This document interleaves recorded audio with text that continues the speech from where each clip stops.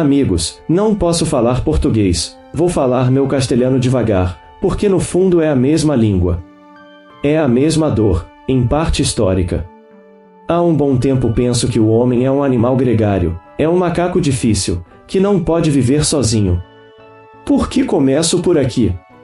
Porque precisamos ter, primeiro, uma ideia do que é o homem, como estrutura, do material que nos compõe, sobre o qual se constrói a cultura, a história.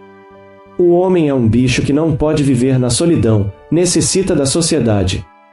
Alguém disse que existem apenas a família e o indivíduo.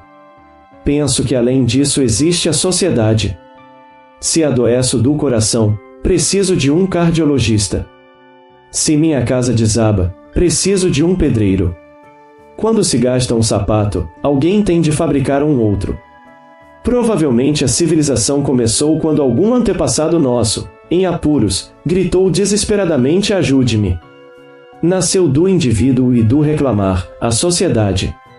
Seguimos pela vida com essas contradições. Como qualquer animal, temos uma cota de egoísmo saudável, porque temos que lutar por nossa vida e pela vida daqueles que gostamos. Entretanto, como somos um animal social, construímos a civilização como a maior herança que recebemos e que deixamos. A civilização criou a solidariedade intergeracional. Desde os que descobriram o fogo e a roda, até os que fazem hoje em dia a biologia molecular e inventam a robótica. Esse pacote histórico que recebemos, devemos à civilização. Significa que o egoísmo e a solidariedade se entrelaçam em forma de civilização. Mas a natureza nos presenteou com uma coisa chamada consciência e isso nos permite trabalhar e enquadrar nosso egoísmo até certo ponto, e fazê-lo transcender, por efeito da cultura e da civilização. Isso é tão importante que hoje vivemos 40 anos a mais de vida, em média, do que há 150 anos. Pense por um minuto no que significam 40 anos a mais de vida sobre o planeta Terra. Em meio a uma civilização composta por desastres também, porque somos bons e maus. Todos nós seguimos com essa contradição. Por isso existe a política. Se fôssemos perfeitos e fôssemos deuses, não precisaríamos da política.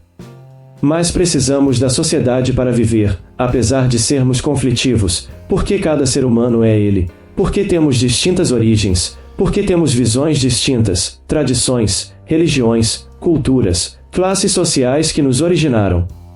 A sociedade é uma panela borbulhante de conflitos e temos que administrar os conflitos para poder conviver. Este é o papel transcendente da política, no seu sentido mais profundo.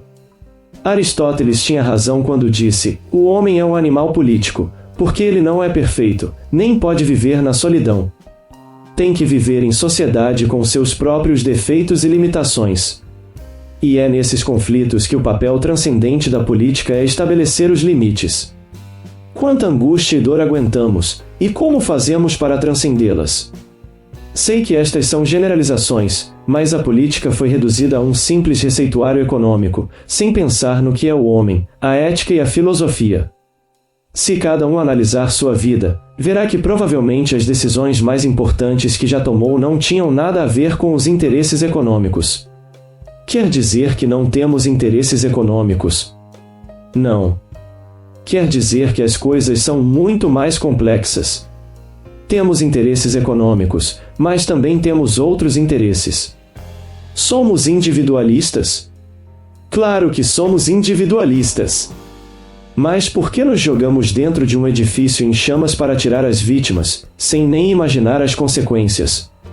Porque também temos um animal social dentro de nós. Por que socorremos solidariamente quando há um desastre, um terremoto ou um furacão? Porque somos por um lado egoístas, mas por outro lado somos sociais também.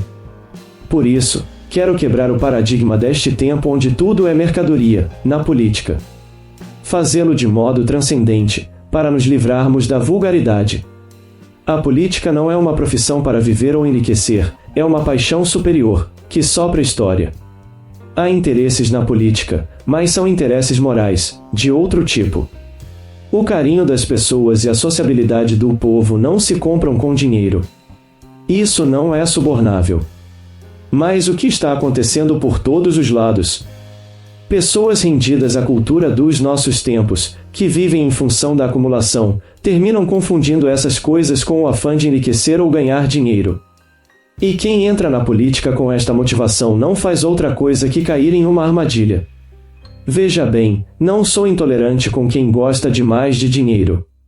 Essas pessoas que entrem para o comércio, para a indústria, que multipliquem sua riqueza em uma sociedade e paguem seus impostos.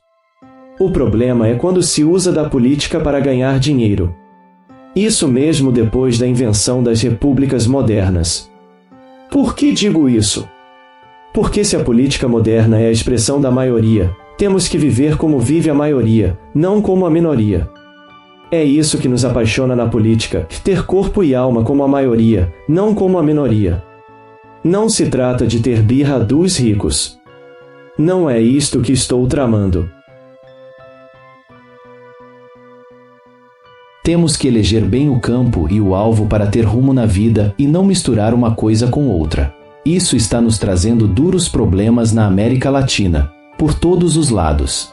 E reitero, na política existem interesses, mas estes não devem ser em relação ao dinheiro.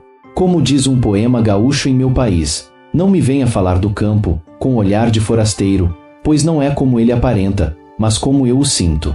Há coisas que não têm preço, há coisas que não se compram, assim como não podemos ir ao supermercado e dizer, me dê mais 5 anos de vida. Temos uma fita que em algum momento vai se cortar.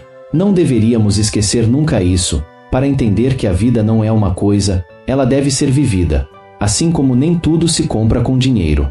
Seguramente tenho um monte de defeitos, sou um velho resmungão, mas tenho autoridade para dizer essas coisas. Sinto-me um homem feliz e irei morrer feliz, porque vivo, sonho e caminho da forma que penso. Estou aqui porque gosto do povo brasileiro. Porque antes de mais nada sou latino-americano, depois sou uruguaio. Por ser latino-americano, pertenço a uma nação frustrada, que fez vários países, mas não foi capaz de construir uma nação. E essa nação será ou não será. Mas no caso de ser, será com a Amazônia ou não será. Por isso, venho aqui interessadamente, do ponto de vista estratégico. Nada disso irei presenciar, pois tenho quase 81 anos. Entretanto, para viver temos que ter algum horizonte. Temos que ter uma estrela. Temos que ter um rumo. Uma grande causa para os americanos é a integração, para sermos alguém no mundo. A comunidade europeia, um conjunto de países com línguas que não se entendem e com milhares de anos em guerras internas, segue construindo sua unidade. E é hoje o maior polo desenvolvido, com centenas de milhões de pessoas. Do outro lado, há um antigo conjunto de nações, porque a China é um estado multinacional, não nos esqueçamos. Lá existem minorias, algumas com 50 milhões de indivíduos. Falam outros idiomas que podem espalhar-se até a Índia. São gigantescas potências. Como negociar com as mesmas condições desses monstros? Nós, atomizados em um monte de repúblicas. Inclusive o grande Brasil, grande para nós, pequeno para o mundo, porque vem na corrida tentando alcançá-los há anos. Quanta vantagem sobre nós possui a pesquisa nas universidades do mundo desenvolvido. Quanto controle de conhecimento. A Coreia do Sul, sozinha, registra tantas patentes quanto toda a América Latina.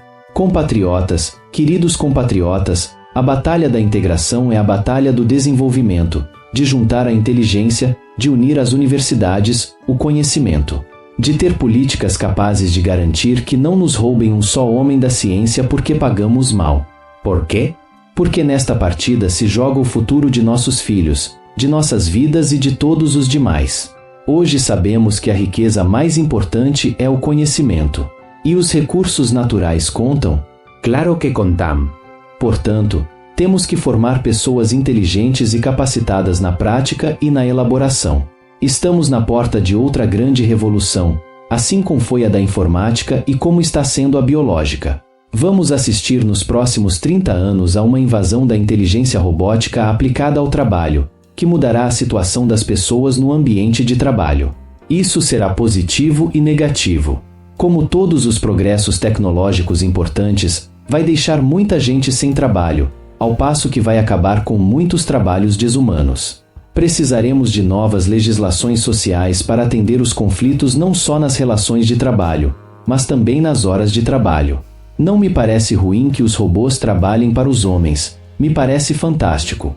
Porém, sempre e quando trabalhem para a humanidade inteira, sempre e quanto isso ajude a humanizar a jornada de trabalho, sempre e quanto isso nos proporcione mais tempo livre para viver. Essa vai ser a batalha política das próximas gerações. Por essas questões estou aqui, para ajudar as pessoas a pensar. Não há receitas e caminhos honestos, nunca triunfaremos totalmente na vida. O verdadeiro triunfo é o caminho. Não há um prêmio no final da vida, nem na vida individual, nem na coletiva. O único prêmio é o caminho mesmo, a beleza da vida e viver por uma causa, com sentimento e compromisso. Ter uma fresta de liberdade, orientar parte de nossa vida para as coisas que nos motivam.